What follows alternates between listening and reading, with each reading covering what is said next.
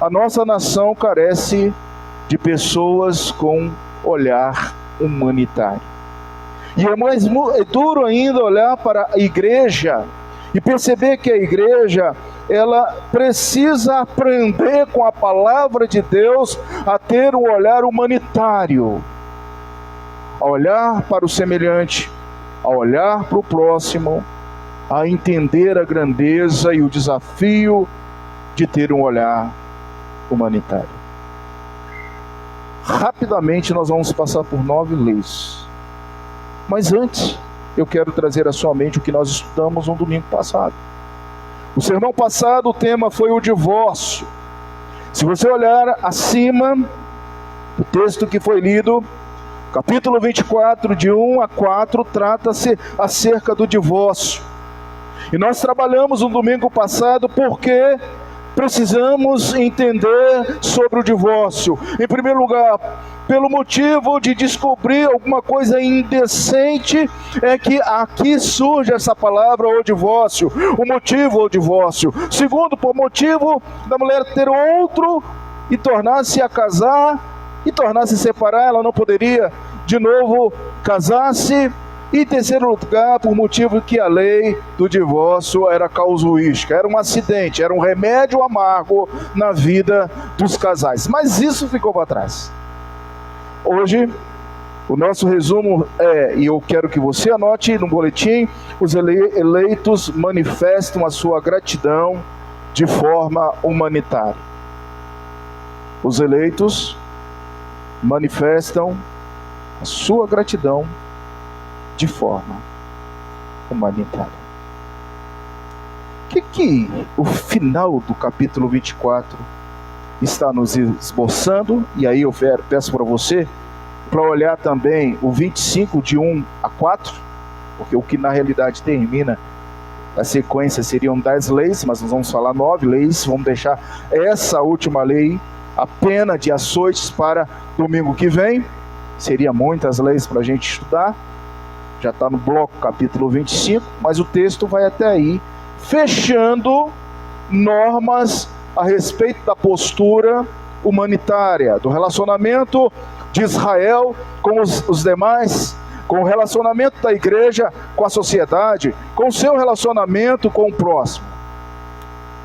A Constituição Federal de 88 compreende um conjunto de leis e normas que regulam os direitos e deveres na sociedade do Estado.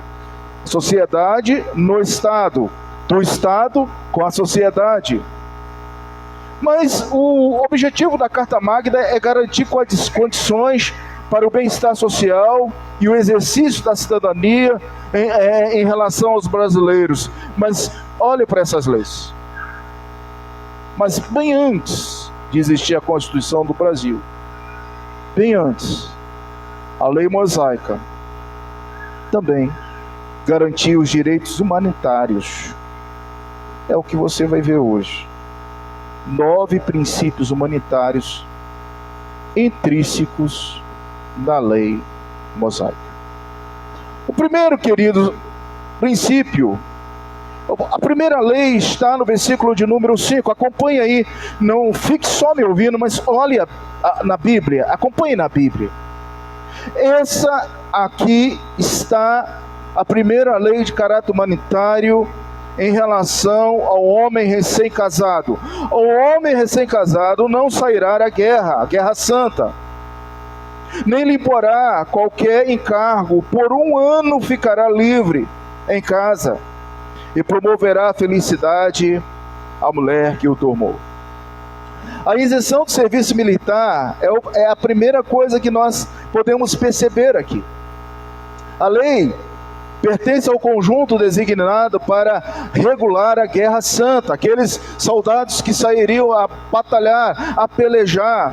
Tal lei significava a completa deslocação do Estado moderno, mas em Deuteronômio era muito mais importante para o israelita assegurar a sua descendência, assegurar a participação do homem em sua casa, em seu lar. Era-lhe concedida licença militar por 1 ano para que ele ficasse com sua esposa. Veja o capítulo 20, versículo 7. Já passamos por esse texto. Dê uma olhada. Qual o homem que está desposado com alguma mulher e ainda não a recebeu? Vá, torne-se para casa, para que não morra na luta, na peleja, e outro homem a receba. Veja que o primeiro princípio humanitário é o princípio em que leva o homem a estar cuidando da sua família. O primeiro princípio humanitário que você deve observar é o princípio da família. O coração da lei são os seres humanos. Então você imagine um soldado recém-alistado, onde ele estava por se casar.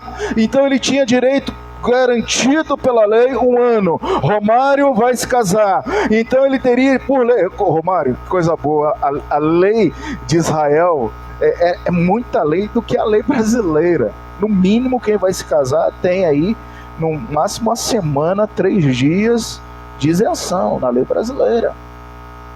Mas em Israel era 1 ano. E 1 ano para que o marido pudesse, veja o finalzinho do versículo e grife aí, para que o marido pudesse promover a felicidade à mulher que a tomou. Esse finalzinho desse versículo é importante você grifar, porque nós vamos voltar nele. Promover a felicidade da mulher que o tornou. Segunda lei, versículo 6, vão acompanhando. A segunda lei é a proibição de tomar as mós como penhor. Olha, essa é uma lei apodídica. Se é uma lei apodídica, você já sabe o conceito dessa lei. O que é uma lei apodídica? Faça ou não faça. Nesse caso, a lei ela é estritamente severa. Não faça, não tome em penhor 2 mós. Você sabe o que é mós? Mós significa 2 pedras. 2 pedras de moinho. As pessoas antigamente penhoravam qualquer coisa para se ver livre da dívida. E agora aquelas 2 pedras que serviam para esmagar o trigo, para esmagar o milho, para moer as coisas, não poderia ser penhorado. A antiga moenda consistia em 2 pedras, sendo que a superior se movia sobre a inferior, que fixava, e a palavra hebraica aqui é reaim, um substantivo dual, ao passo que a palavra quer descrever pedra superior, e tem um significado em português, essa pedra superior, que literalmente significa cavaleiro. Cavaleiro. Tomar em penhor ambas as mós, ou mesmo em parte, era privar o homem do seu pão cotidiano. Observe o que diz o versículo 10 até o versículo de número 14.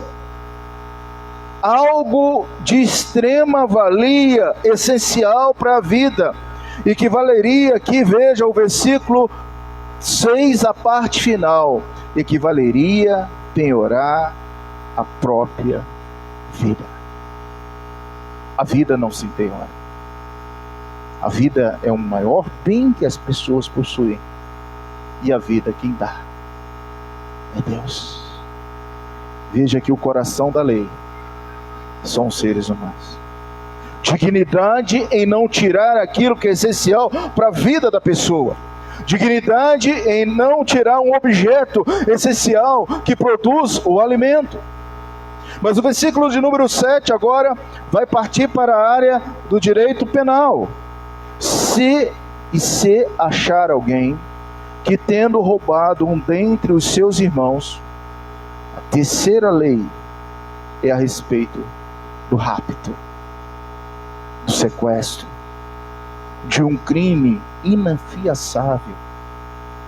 Na nossa justiça hoje, o rapto, o sequestro não tem fiança. É comparado a um crime hediondo. Nesse caso aqui, era comparado à pena capital. encontrando um indivíduo que raptou um filho, que raptou uma filha, que raptou um irmão entre eles. A lei em Êxodo 21:16 é possivelmente também a de Deuteronômio 5:19 aqui reunidas. Então em casa você veja essas duas citações, e lá prescreve a pena de morte para qualquer um que vai promover o rapto de um compatriota, de um irmão, que maltrata, que vende como escravo para outro país. Você pode perceber a dor de José? O que foi ao Egito? A gravidade do fato daqueles irmãos, mas que redundou em bênção e misericórdia por parte de Deus. O crime deve ter sido comum no Antigo Oriente Próximo, de sequestrar pessoas, de vender pessoas para as caravanas, de fazer as pessoas de escravos. Aqui, a lei é um processo casuístico. E mais uma vez a gente tem que entender isso. Se por acaso, quando isso acontecer, se isto acontecer no meio do povo, a expressão trata-se como escravo e significa tratamento cruel, brutal, como diz no versículo 21:14, está pertinho, a gente pode voltar um pouquinho, que diz assim, 21:14: e se não te agradares delas, deixará ir a sua própria vontade, porém de nenhuma sorte venderás. Olha a palavra aí, aquela que era escrava, prisioneira, em que algum dos soldados enamorou e agora não quer mais manter o relacionamento, não pode tornar o estágio anterior daquela pessoa de escrava de novo. Se isso era proibido ao soldado, imagine uma pessoa qualquer, um membro da tribo, vender alguém, raptar alguém. A lei deveria ser comparada com aquela de 15, 12 a 18, onde a escravidão voluntária era permitida. Porque a escravidão voluntária também era permitida, e é outro assunto, a gente uma hora vai falar mais sobre isso. A violência seria diminuída quando? Quando o coração da lei, que apresenta os seres humanos, manifestassem gratidão de forma humanitária, pregando o Evangelho, anunciando o Evangelho de Cristo, que promove a paz e não a guerra. Meus irmãos, nós precisamos voltar a esse princípio. Há muita violência, há muito derramamento de sangue. Nós precisamos ter um olhar humanitário. Nós já não assustamos mais com o derramamento de sangue, e nós até esperamos qual vai ser a próxima vítima, qual vai ser a próxima matéria no jornal, quando vai ser a próxima pessoa que vai empurrar uma criança no 9º, do 10º, do 20º andar, quando vai ser o próximo que vai sair matando em sequência, como um psicopata, como um sanguinário. A gente já está habituado com isso. Nós não temos mais um olhar humanitário. Talvez até recentemente você tenha torcido para que alguém fosse morto pelas autoridades policiais. Como entender isso? Quarta lei, do versículo 8 ao versículo de número 9. A quarta lei é sobre lepra. Deveria-se fazer uma comparação com o número 12, de 10 a 15. A citação aqui é em alusão a Miriam. Você conhece o contexto de Miriam. E como Levítico 13 e 14, olha, são textos imensos tratando da lepra. Em outras palavras, você sabe muito bem que a lepra, ela tem o significado do pecado. A lepra, na Bíblia, significa o pecado. Esses versículos que estão aí de 8 a 9, você pode estar olhando, é visto como uma praga. Guarda-te da praga. O pecado é uma praga. O pecado precisa ser combatido. O pecado precisa ser tratado. Esses versículos não têm forma legal, mas expositiva, introduzindo a expressão guarda-te. Além disso, os versículos se encontram em linguagem direta e mostram a mudança da segunda pessoa do singular para a segunda pessoa do plural. Vós, Israel, é exortado a obedecer a prescrição dos sacerdotes levitas. Lepra só tratava com a prescrição dos sacerdotes levitas. O termo lepra, sarate, é bem amplo e cobre uma variedade de doenças da pele. Na verdade, queridos, o termo aplicado aqui também, e eu quando passei durante a semana vendo, era aplicado não só para o leproso ser humano, mas era aplicado para as roupas que deveriam serem queimadas, e pasme, até o barraco, a casa, deveria ser caiada, e o termo usa mesmo caiar a casa, e se ficasse as manchas, deveriam ser demolidas. Tamanha era uma praga, contaminava tudo.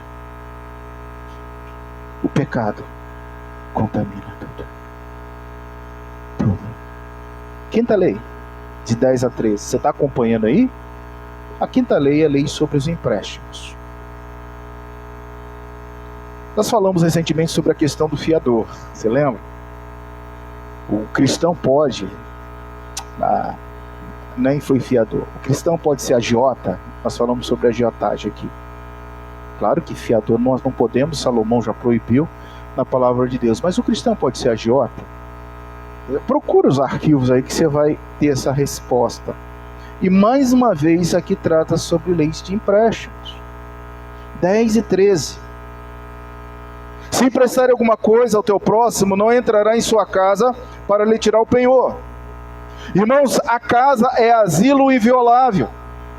Para uma pessoa entrar na sua casa, ela tem que tocar a campainha, ela tem que pedir licença, ela tem que dizer, eu posso entrar na sua casa. A casa é um asilo inviolável, que só por algumas exceções as autoridades policiais podem entrar com mandato judicial ou crime em flagrante. Mas a casa é o seu lugar de repouso. E aqui a gente vê isso. A gente vê como as leis vão buscando na lei canônica algumas coisas. Embora os empréstimos a juros fossem proibidos, lembra que nós tratamos sobre isso quando falamos sobre a agiotagem, era possível exigir algum tipo de garantia ao penhor do irmão. Ok, eu preciso de uma garantia que você vai me devolver.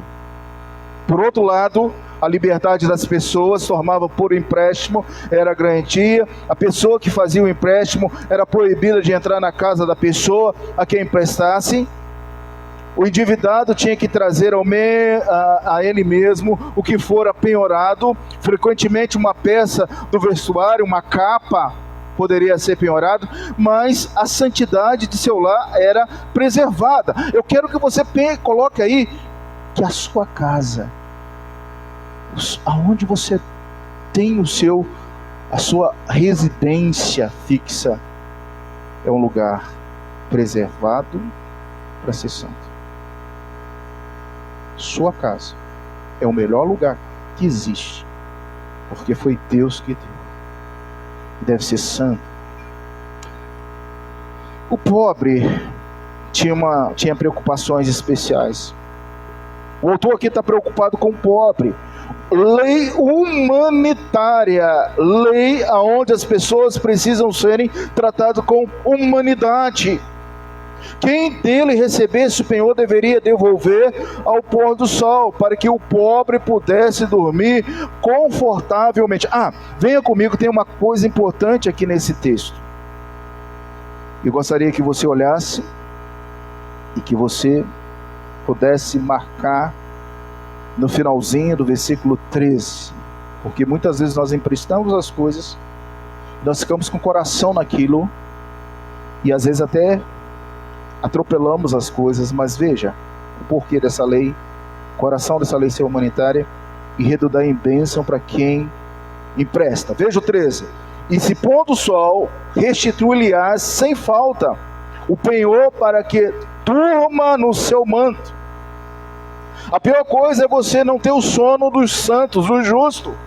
A pior coisa é você deitar na sua cama e ficar com a sua cabeça pensando, não para, é dívida, como é que eu vou pagar? Como é que eu vou restituir? Como é que eu vou ter de novo a minha capa que está penhorada? Como é que eu vou de novo ter minha enxada, meu objeto? Você está pensando, como é que você vai ter de novo aquilo que você penhorou? Você não dorme. Mas a lei, esses homens tinham conhecimento que deveriam, ao pôr do sol, devolver o penhor. E o bonito desse versículo está aí: e te abençoe, e isto será justiça diante do Senhor Deus. Quando você faz isso, Deus te abençoe, Deus vai te abençoar profundamente. Bora, sexta lei, versículo 14 ao versículo de número 15. Dê uma olhadinha aí, leia aí. Essa lei é a lei trabalhista. Todas as pessoas que trabalham são dignas de receber o seu salário. O problema, irmãos, é que muitas pessoas trabalham e não recebem. O problema é que muitas pessoas são extorquidas pelos seus chefes déspotas, homens que não têm a visão e a percepção de Deus. E se você é um empregador aqui nessa noite, você precisa colocar o seu coração nas mãos do Senhor e ser justo com o trabalhador. E se você é um trabalhador, deve trabalhar como se estivesse trabalhando para o Senhor e dar o seu melhor. É uma via de duas mãos. Deus ouve a oração do trabalhador, o clamor do trabalhador.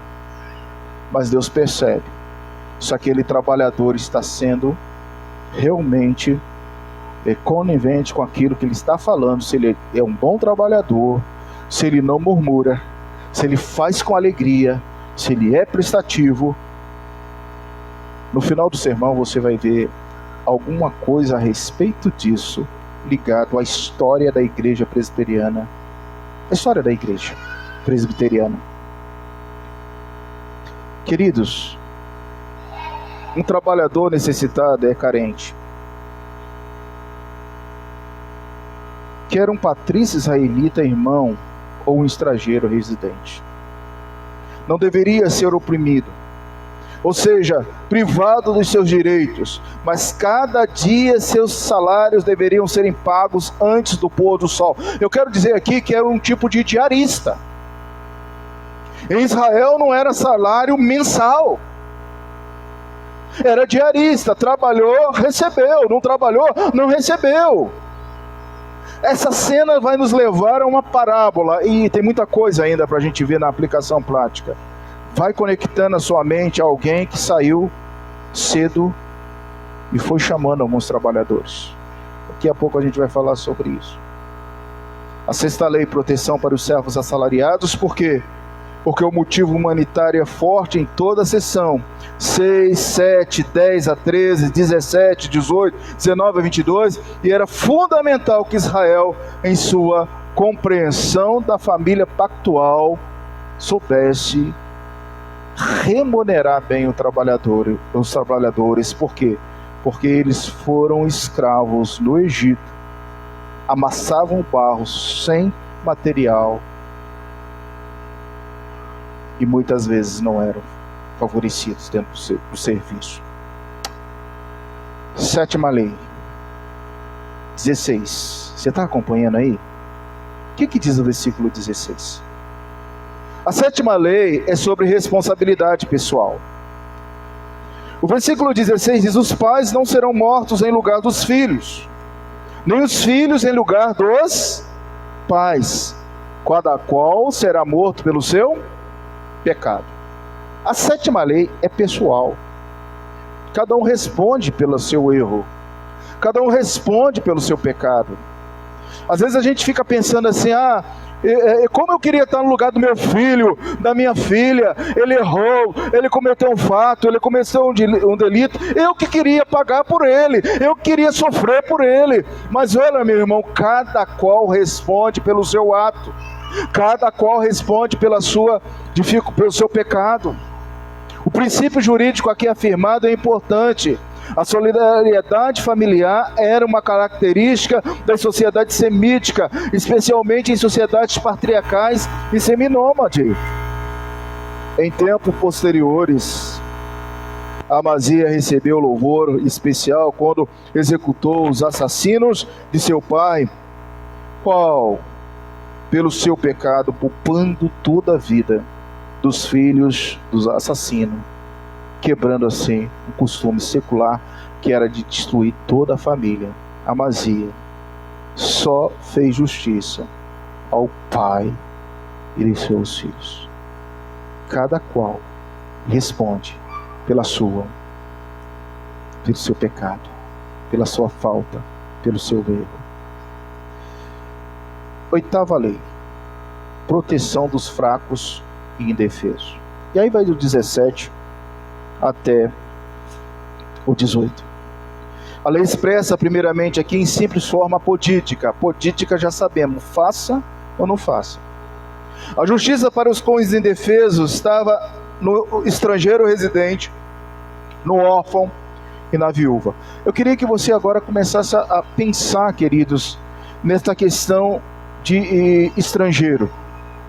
O Brasil tem vocação de receber estrangeiros de toda parte do mundo. Recentemente o Brasil recebeu muitas pessoas que vinham da Venezuela. Fala-se que os argentinos já estão tomando o Rio Grande do Sul. Mas o Brasil já recebeu japoneses, já recebeu holandeses, já recebeu...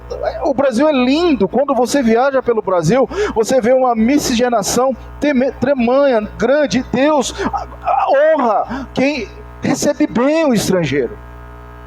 Da próxima vez que você vê um estrangeiro, trate bem, ajude.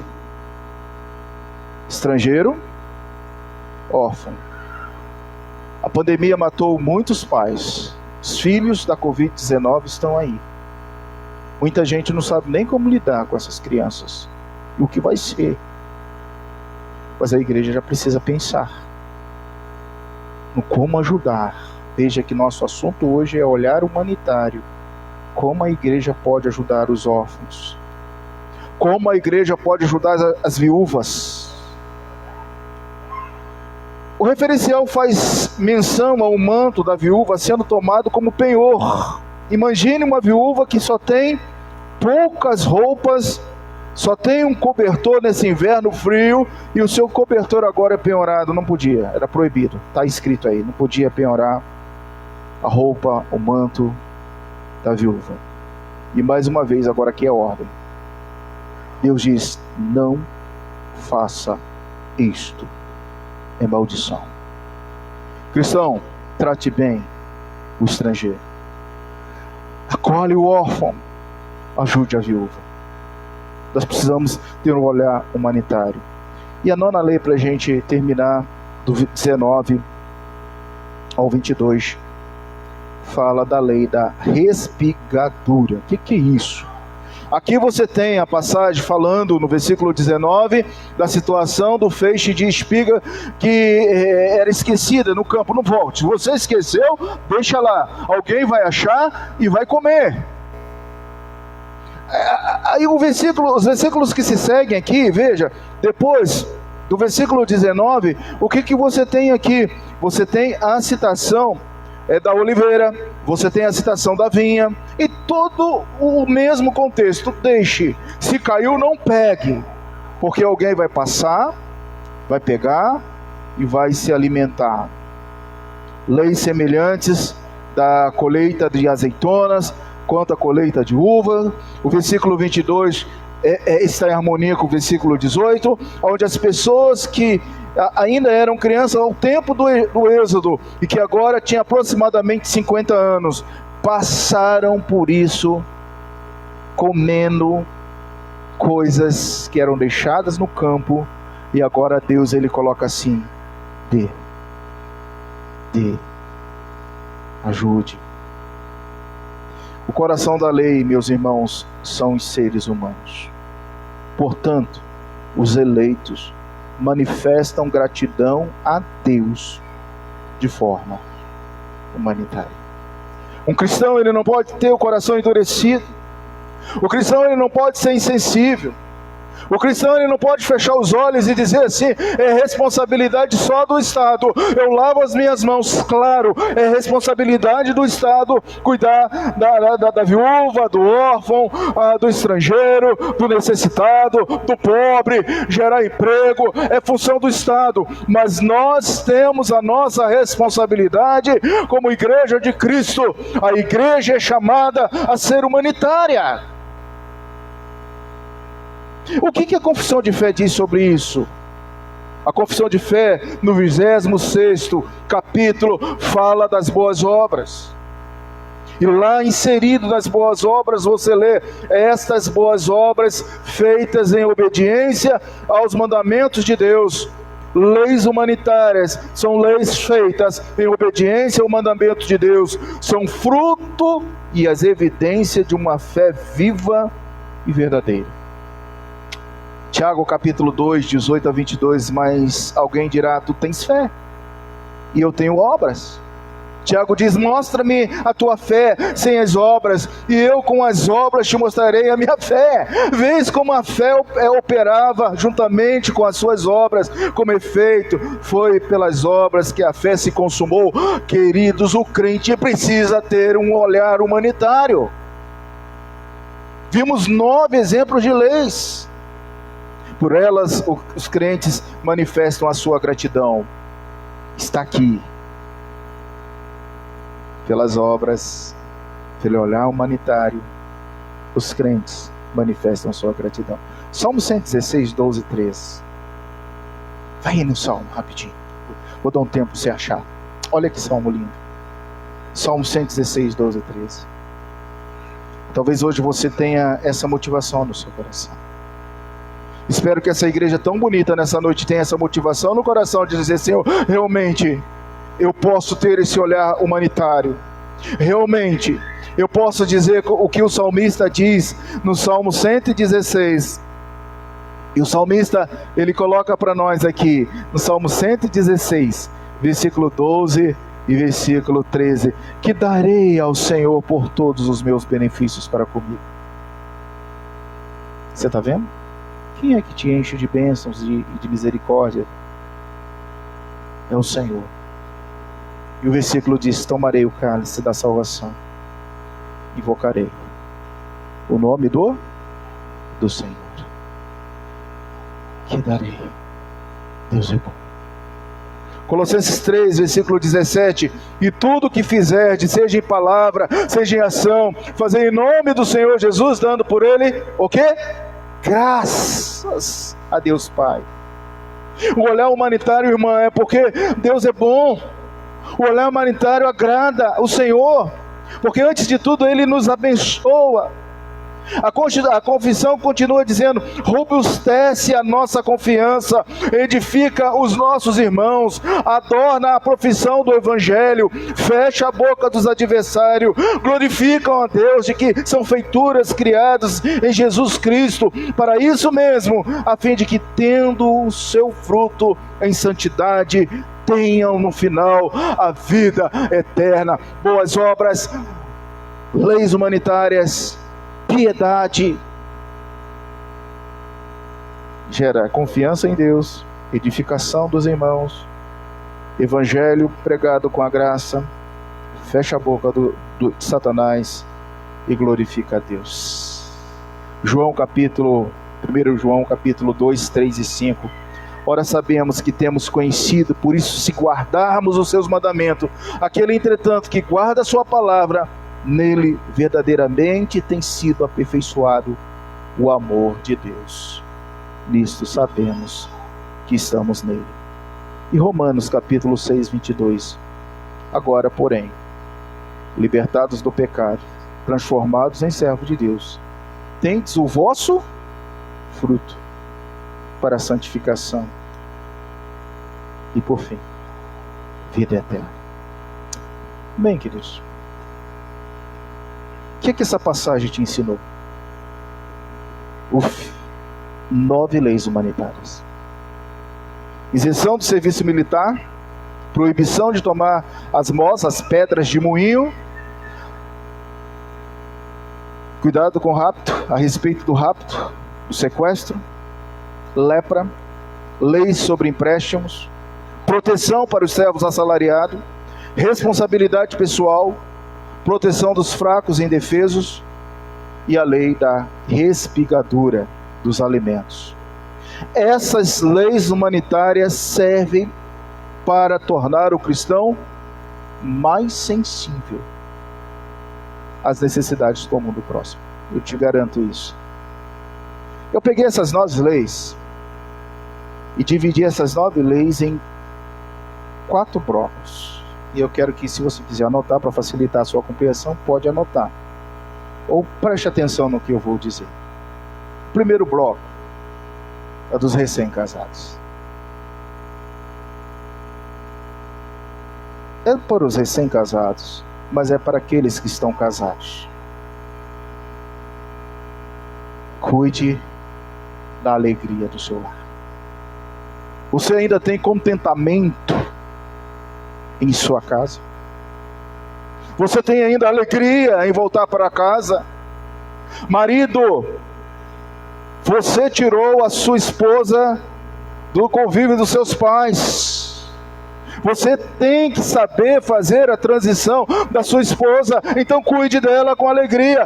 Ame a sua esposa, zere com ela, vive com as coisas comuns do lar. Os homens casam e esquecem disso, mas o cristão é diferente. O cristão sabe que tem que promover a felicidade do lar. E isso era lei em Israel. Durante 1 ano era proibido sair à guerra. Primeiro bloco dos recém-casados. Segundo bloco, das proibições de penhora de coisas essenciais à vida. As pedras de moer o trigo, roupas da viúva, alimentos como espigas, azeitonas e uvas, ordem direta de Yahvé. Enche a boca daquele que está com fome, dê alimento. Meu irmão, quanto mais você dá, mais você tem. Aprenda isso. Faça. É ordem. Segundo grupo, vida. Como está a sua vida? Já saquearam a sua vida? Já mataram a sua vida? Já sequestraram a sua vida? O terceiro grupo é sobre a vida. A vida é essencial. Então cuidado com a violência. Violência física, violência emocional, violência gerada, violência verbal. Lepra. Você sabe o que é lepra? Pecado. Tudo tinha que ser tratado. Sua vida está em pecado? Trate. Salário. Como você está trabalhando? E você está recebendo dignamente o seu salário? Porque, irmãos, se você dobrar os seus joelhos e clamar ao Senhor, Ele vai imputar pecado ao patrão que não está te pagando, como condiz. Mas se você não está servindo como deve servir, você será cobrado por Deus como um servo inútil e sem valor. É uma via para o empregador, que é o seu patrão, e para você. Vida, responsabilidade pessoal.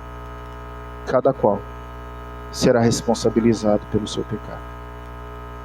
O cristão precisa entender que Deus é misericordioso e que os eleitos amados também precisam expressar amor ao próximo. Se você sair daqui hoje com seu olhar mais humanitário, mais misericordioso, mais sensível, essa palavra já vai valer, porque você precisa, como eleito amado, ter os olhares de Cristo, ter o olhar de Deus e pegar essas leis e transformá-la como exemplo. O que você pode fazer para melhorar a sua humanidade? O que você pode fazer para melhorar a sua humanidade? Hoje você viu um modo exemplificativo, porque existem leis exemplificativas, e essas são leis exemplificativas. Não para só nisso. Vai se desdobrando em muitas outras coisas. 9 leis que pode ser dividida em 4 grupos. Como você pode atualizar a sua humanidade hoje? Que áreas de nossa vida, que área de tua vida você tem mais facilidade em ajudar o próximo? Você poderia responder? Qual é a área da sua vida que você tem mais facilidade de ajudar o próximo? Os recém-casados, as coisas essenciais da vida, a própria vida de uma pessoa que está perdida, está morta nos seus conflitos, nos seus traumas. Porque tem muita gente que está perdida, precisa de um tratamento, dissolver um nó, precisa de cura mental, precisa de cura espiritual, precisa de apoio, precisa de um ombro para chorar. Você já deu o seu ombro para alguém chorar e dizer: pode chorar, o meu ombro é largo, o meu ombro é forte, venha, eu estou aqui, eu não vou abrir a boca, mas estarei ao seu lado para cuidar da sua vida.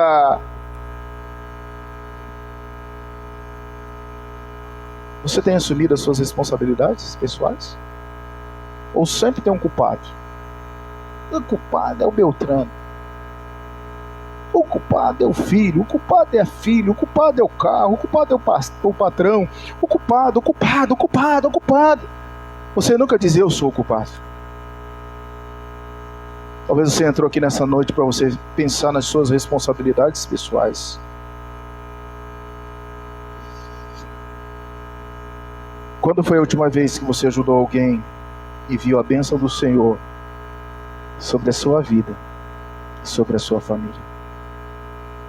Como cristão, deve ver as questões humanitárias atuais. O trabalho presbiteriano, irmãos, é visto como algo extremamente nobre. Você está numa história nobre, você está numa igreja nobre, você está na presença de um povo que tem um histórico nobre. Essa noção evangélica é eminente, de dignidade ao trabalho, é mais ainda acentuada a fé reformada calvinista, o zelo reformista do protestantismo social. Nós temos um autor da igreja, da casa editora Cultura Cristã, nossa editora, chamado André Bellier, aonde ele escreve sobre o calvinismo, e ele diz que as igrejas que são fiéis aos princípios básicos da fé reformada, as igrejas que pregam a Bíblia como essência, as igrejas que valorizam a vida dentro de um contato, de um contexto das Escrituras Sagradas, essas igrejas são revolucionadoras e transformadoras. Deixa eu contar algo para vocês. Ontem foi bonito, importante, relevante para a nossa igreja, quando um empresário de Brasília nos procurou e falou: pastor, nós vamos fazer uma parceria, eu quero montar aqui um laboratório de informática e vou trazer para essa região. Vou começar com 6 computadores, mas o senhor vai ter que arrumar alguém que saiba ensinar. E eu na hora falei: vou ter que orar muito, mas Deus hoje me falou que eu tenho um técnico em TI aqui. Ei, Gustavo, tem trabalho para nós, mano. Deus trazendo, Deus providenciando, Deus colocando alimentação física, famílias, irmãos. A igreja onde estava tomada de vidas, aonde nós falamos do pão da vida, aonde nós testemunhamos de Cristo que alimenta a alma, e aquelas pessoas levando compra, levando roupas, alegre, um contentamento que estava. Foi quantos estavam aqui ontem na tarde? Não foi um contentamento, amém? Foi. Que contentamento foi? Que coisa é isso? Isso está no nosso DNA, queridos. Calvino, ele ensina o pensamento econômico e social. Anote a minha sugestão de livro dessa noite: o pensamento econômico e social de Calvino, e você vai entender como a igreja presbiteriana ela é colocada para modificar aonde ela está plantada. Essa igreja foi plantada para abençoar vidas nestas quadras. Quantos creem nisso? Diga amém. Esse amém está tão fraco. Obrigado, meu querido. respirar aqui a minha voz. Eu creio nisso. Você crê nisso?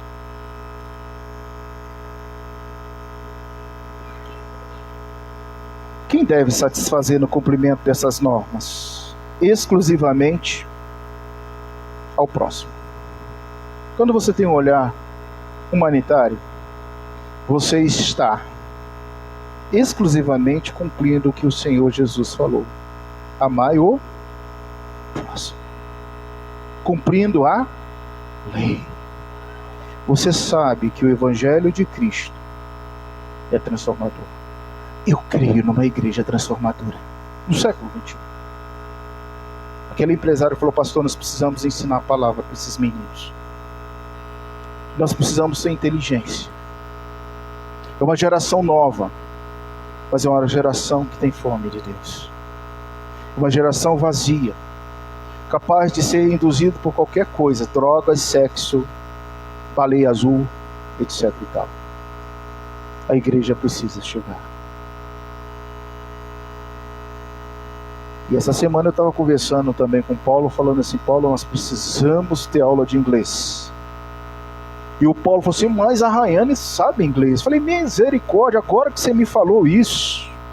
Eu falei: vamos lá começar a nossa escola de inglês. Eu estou olhando até hoje, pedindo a Deus uma professora de inglês. Olha Deus dando para nós pessoas capacitadas para nos ensinar e transformar a nossa realidade. Quero terminar, queridos, esse sermão dizendo para vocês 3 coisas.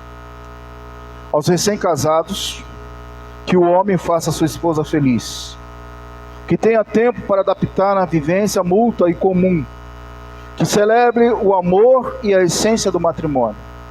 Isso serve para os recém-casados e para os casados. Segundo, tenha um olhar diferenciado da vida. Nós precisamos combater a violência, o feminicídio, a violência doméstica. O cristão, ele não é violento, ele não coaduna com essas coisas. Precisamos combater a saúde, a lepra, o pecado. Precisamos trabalhar meios para facilitar as pessoas a terem trabalho. Calvino, quando ele escreve o tripé do pensamento econômico e social, ele coloca aqui: o cristão, ele tem que trabalhar. O trabalho é digno. Pode ser a coisa mais humilde, que não existe nada humilde, e como não existe nada fácil. Vai dizer para uma pessoa que aquilo que... Nós estávamos essa semana aqui, eu, Reinaldo, Bruno, Paulo e o irmão Benedito. E o irmão Benedito e Paulo na maior facilidade pintando esses negócios lá. E eu e Bruno e Reinaldo falaram: nossa, que rapidez. E a gente levando 2 horas para colar um papelzinho. 2 horas para colar um papelzinho. Fácil para eles, difícil para nós. Todo o trabalho é digno. Creia nisso. E em último lugar, queridos, responsabilidade pessoal e proibições. Cada um deve assumir os seus erros, os seus pecados. Cuidar para que as proibições feitas por Yahvé não sejam descumpridas. Aqui a gente viu dignidade da vida humana, alimentação e vestuário.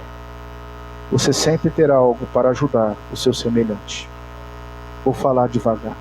Você sempre terá algo para ajudar o seu semelhante.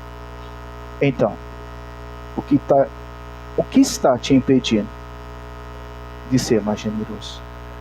Amém?